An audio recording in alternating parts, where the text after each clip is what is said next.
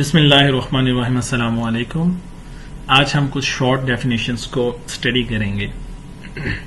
सबसे पहले क्वेश्चन है हमारा, what is a bit. Bit क्या है? Smallest unit of data is known as bit. Memory में सबसे छोटा जो यूनिट होगा डाटा स्टोर करने का वो बिट होगा। वो एक सिंगल डिजिट होता है, या वो 0 होगा या वो 1 होगा, क्योंकि कंप्यूटर 0-1 के फॉर्म में डाटा स्टोर करता है। तो स्मॉलेस्ट जो यूनिट होगा डाटा का उसको बिट कहा जाता है। फॉर एग्जांपल, हमारी जो करेंसी है उसमें स्मॉलेस्ट यूनिट क्या है? 1 रुपया।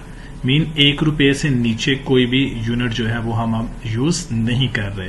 पहले होता था पैसा वगैरह भी, लेकिन अब जो स्मॉलेस्ट यूनिट है वो हमारा 1 रुपया है।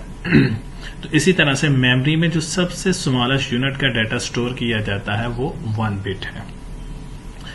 जैसे एग्जाम्पल के तौर पे CAT, कैट 3 अल्फाबेट से मिलकर ये बना है CAT। तो जितने ये अल्फाबेट्स हैं उतने ही बिट्स होंगे, 3 बिट्स होंगे। इसी तरह से बर्ड, BIRD, बर्ड, परिंदा, तो ये कितने अल्फाबेट से मिलकर बना है? 4। तो कितने मेमोरी में बिट्स स्टोर होंगे? 4 बिट्स ही स्टोर होंगे। मीन हर जो कैरेक्टर है वो सिंगल बिट के तौर पे स्टोर होगा। आगे चलिए, बाइट।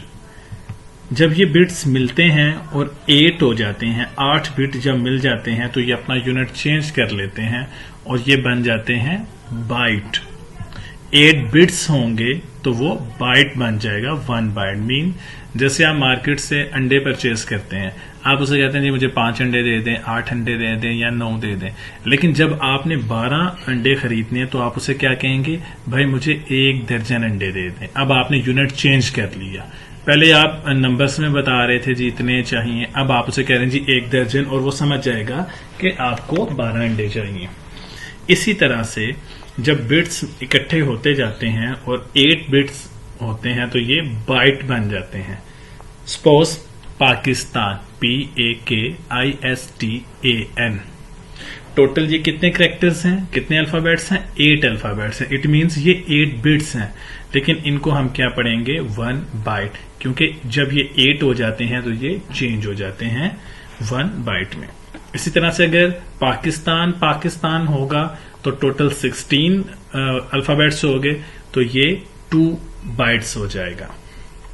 दूसरी चीज आपने याद रखनी है, कंप्यूटर मेमोरी में बाइट्स के स्पेलिंग BYTES होगा, BITE नहीं आपने लिखना। ये इंग्लिश वाला बाइट है जिसका मतलब है काटना, लेकिन कंप्यूटर में BYTE होगा। नेक्स्ट है Boolean algebra. Boolean algebra George Boole ने इसका सबसे पहले कॉन्सेप्ट या आइडिया जो है वो पेश किया था, और इसका जिक्र उसने अपनी book the Laws of Thought में किया है। बुलियन अलजेब्रा से मुराद क्या है? आपका जो रिजल्ट होगा, आपकी जो वैल्यूज का आंसर होगा या जो आपका आउटपुट होगा वो या तो ट्रू होगा या फॉल्स होगा। 2 ही पॉसिबिलिटीज हैं, उनमें से एक होगा, या ट्रू होगा या फॉल्स होगा, अप होगा डाउन होगा, रॉन्ग होगा राइट होगा, ऑन होगा ऑफ होगा। मीन 2 ही ऑप्शंस हैं, उन्हीं में से आपने एक का इंतखाब करना है। आगे आ जाइए, प्रोपोजिशन। एक प्रेपोजिशन होता है इंग्लिश में, पार्ट्स ऑफ स्पीच में, लेकिन ये प्रोपोजिशन है। प्रोपोजिशन सेंटेंसेस को कहा जाता है, स्टेटमेंट्स को कहा जाता है। ऐसी स्टेटमेंट्स, ऐसे सेंटेंसेस जिसका जवाब आप हाँ या नहीं में दें। For example, I play chess, मैं शतरंज खेलता हूं। अगर तो आप खेलते हैं तो इसका आंसर यस होगा, और अगर नहीं तो आंसर नो होगा। तो ऐसी स्टेटमेंट, ऐसे जुमलों को प्रोपोजिशन कहा जाता है। Sialkot is the capital of Pakistan, ये क्या है? एक स्टेटमेंट है, एक सेंटेंस है जिसका जवाब सही या गलत हो सकता है। अब ये जो जुमला है, इस जुमले को प्रोपोजिशन कहा जाता है। इस जुमले की जो वैल्यू होगी हाँ या नहीं, इसको ट्रुथ वैल्यूज कहा जाता है। This PSL match will be played in the Lahore. PSL match, इसका जो फाइनल होगा वो लाहौर में खेला जाएगा। ये प्रोपोजिशन है। अगर यस है तो ये इसकी ट्रुथ वैल्यू है, और अगर नहीं है, नो, तो भी ये इसकी ट्रुथ वैल्यू है। तो यस और नो ट्रुथ वैल्यू है। अगर खेला जाएगा तो ट्रुथ वैल्यू आपकी यस हो जाएगी, और अगर नहीं खेला जाएगा फाइनल लाहौर में तो ट्रुथ वैल्यू नो हो जाएगी। एक चीज अब आपने प्रोपोजिशन में ज़हन में रखना है, कुछ ऐसे भी जुमले होते हैं जिनका आंसर हम यस और नो में नहीं दे सकते, जैसे इंट्रोगेटिव सेंटेंसेस हो गए, सवालिया जुमले, या फिर कमांड्स जिनमें ऑर्डर दिया जाता है, जैसे हाउ आर यू, पूछा जा रहा है आपका हाल, आप कैसे हैं।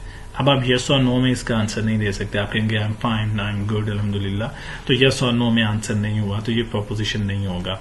क्लोज द डोर, ये कमांड है, इसमें ऑर्डर दिया जा रहा है दरवाजा बंद करो। या व्हाट इज योर नेम, तो ये वो जुमले हैं जिनमें आप यस और नो में आंसर नहीं कर सकते, आपको प्रॉपर आंसर करना पड़ेगा, प्रॉपर रिप्लाई करना पड़ेगा। तो सिर्फ वो जुमले प्रोपोजिशन कहलाएंगे जिनका आंसर आप यस या नो में दे सकते हैं। आगे है ट्रुथ वैल्यू। ट्रुथ वैल्यू से मुराद है जो आपके जुमले हैं, क्या वो सही हैं या नहीं, या वो फॉल्स हैं। जैसे ये ट्रू है, दूसरा फॉल्स है, फिर ट्रू है, ये आपकी ट्रुथ वैल्यूज हैं। और ये जो हैं जुमले, ये आपके प्रोपोजिशंस हैं, इनको प्रोपोजिशंस कहा जाता है। पहला देखें 1 + 1 = 2, ये प्रोपोजिशन है, ट्रू है जुमला, इट मीन्स इसकी ट्रुथ वैल्यू है। ये सेंटेंसेस आपने याद रखने हैं, ये प्रोपोजिशंस होंगे और ये जो इनकी वैल्यूज होंगी ये इनकी ट्रुथ वैल्यूज होंगी, और फिर जुमलों के अकॉर्डिंग आपने उनको ट्रू या फॉल्स मेंशन करना है। लास्ट हमारा क्वेश्चन है define compound proposition. Compound proposition से क्या मुराद है, जब आप एक से ज्यादा प्रोपोजिशंस को इकट्ठा करते हैं एक सिंगल जुमले में, एक सिंगल सेंटेंस में, स्टेटमेंट में, तो वो कंपाउंड प्रोपोजिशन हो जाता है। जैसे देखिएगा, टुडे इज मंडे, ये एक सेंटेंस है, आई एम इन स्कूल, ये सेकंड सेंटेंस है। अब आपने इन दोनों सेंटेंसेस को कंबाइन कर दिया, किसके साथ, एंड ऑपरेटर के साथ। Today is Monday and I am in school, अब ये एक सेंटेंस बन गया है, तो ये कंपाउंड प्रोपोजिशन है। आज के लिए इतना ही। ये बेसिक आपके कॉन्सेप्ट्स हैं, इनको समझना है, जहन में बिठाना है। इसके बाद आपने इस सारी डेफिनेशन को, इन तमाम डेफिनेशंस को अपनी नोटबुक को कॉपीज के ऊपर लिखना है और वहां से आपने इसको याद करना है।